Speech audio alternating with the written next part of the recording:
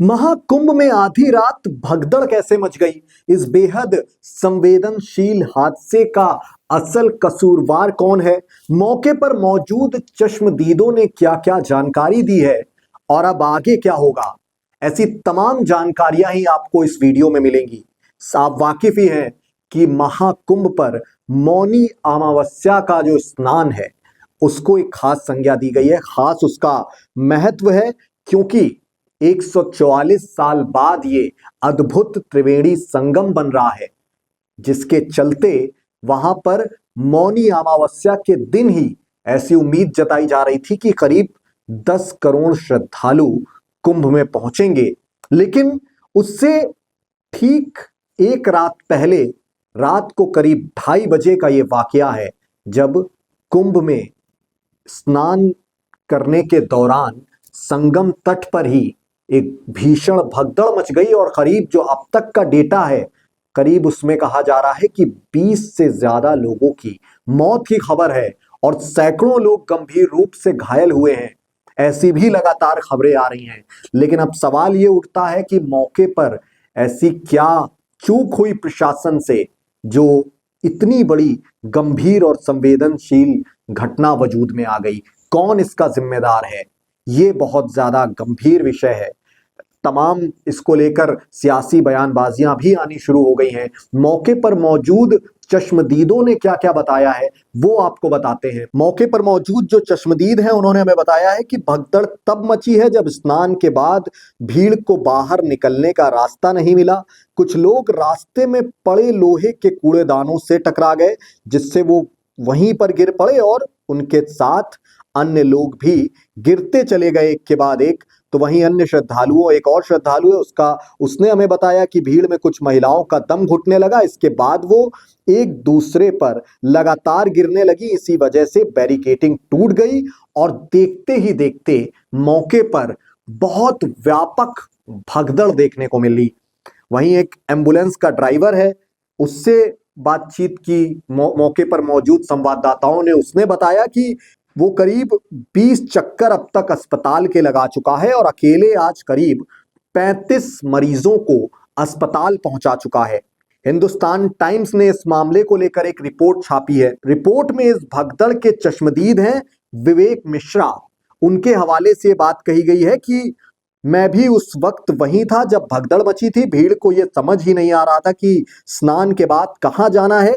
जगह जगह रखे लोहे के कूड़ेदान भी श्रद्धालुओं को दिखाई नहीं दे रहे थे, जिससे कई लोग वहीं गिर गए और उनके बैग और अन्य सामान इधर उधर बिखर गए। उसी चश्मदीद विवेक मिश्रा ने यह भी कहा है कि मैं खुद भी गिर पड़ा था और मेरे पैर में चोट लगी। मेरे माता पिता भी गिर गए थे, जिनकी मैंने मदद की। एक अन्य महिला को भी मैंने उठाया, लेकिन तभी भीड़ में कुछ युवक घबराने लगे, एक दूसरे को धक्का देने लगे, जिससे भगदड़ मच गई। आप सहज ही अंदाजा लगा सकते हैं कि घटना कितनी भयावह है। मौके पर मौजूद वो मंजर कैसा रहा होगा, कितने ज्यादा लोग वहां पर परेशान होंगे, विचलित होंगे। और जो अब तक का डेटा है, हमने आपको बताया कि 20 लोग इस हादसे में अब तक अपनी जान गंवा चुके हैं। जो डेटा ऑफिशियल आया है, ये संख्या बढ़ भी सकती है। एक चश्मदीद से हमने बात की, उसने बताया हमें कि प्रशासन मैनेज नहीं कर पाया। उस चश्मदीद ने प्रशासन को जिम्मेदार ठहराया है। उसका कहना है कि हम बिहार के नालंदा से 50-60 लोग आए थे, हमारे साथ बच्चे और बुजुर्ग भी थे। भगदड़ में इतनी धक्का मुक्की हो गई कि सभी लोग एक दूसरे से बिछड़ गए। एक और श्रद्धालु ने कहा है कि भगदड़ इसलिए मची क्योंकि बाहर निकलने का रास्ता पूरी तरह से जाम था। हम 4 लोग थे, हमारे कुछ साथी पहले ही नंदनी द्वार तक पहुंच चुके थे, हम पीछे रह गए और अचानक रास्ता जो है वो पूरी तरह से ब्लॉक हो गया। आगे लोग गिर रहे थे और पीछे से भीड़ बढ़ती जा रही थी। इससे जो है भगदड़ के हालात बन गए। मौके पर जो संवाददाता है हमारे, वो लगातार हमें इनपुट्स भेज रहे हैं, लोगों से बात कर रहे हैं। एक और बिहार बलिया से संगम नगरी पहुंचा है श्रद्धालु। उसका कहना है कि हम 14 लोग महाकुंभ के लिए आए थे। रात को जब हम मेले के लिए जा रहे थे तो अचानक इतनी ज्यादा भीड़ बढ़ गई कि लोग एक दूसरे पर गिरने लगे। हम 14 लोग साथ चल रहे थे। भगदड़ में कौन कहां चला गया किसी को समझ नहीं आया। एक और शख्स ने बोला कि प्रशासन ने संगम के लिए एक ही रास्ता कर दिया था, इसलिए यह हादसा हुआ। अचानक कुछ महिलाएं गिरी, हम लोगों ने उनकी मदद की, लेकिन तब तक दूसरी ओर भी भगदड़ मच चुकी थी। संगम की ओर आने और जाने का एक ही रास्ता था। लोग इधर उधर भागने की कोशिश कर रहे थे। हालत जो है सबकी खराब होती जा रही थी, दम भी घुटने लगा था। लेकिन उस वक्त बस हमें जान बचाने की लगी थी कि हम किसी तरह सुरक्षित पहुंच सकें। एक और श्रद्धालु है, वो आप बीती बताते हुए कहता है कि रात 1:30 के करीब भगदड़ मची, लोग सो रहे थे और दूसरी तरफ से भीड़ आई और बहुत व्यापक जो है भगदड़ मच गई। बैरिकेड पर पुलिस फोर्स की तैनाती थी, लेकिन पुलिस फोर्स जो है वो भीड़ को देखकर पीछे हट गई। इसके बाद भगदड़ मची, चीख पुकार शुरू हो गई। फिर घायलों को ले जाने के लिए एम्बुलेंस मौके पर पहुंची।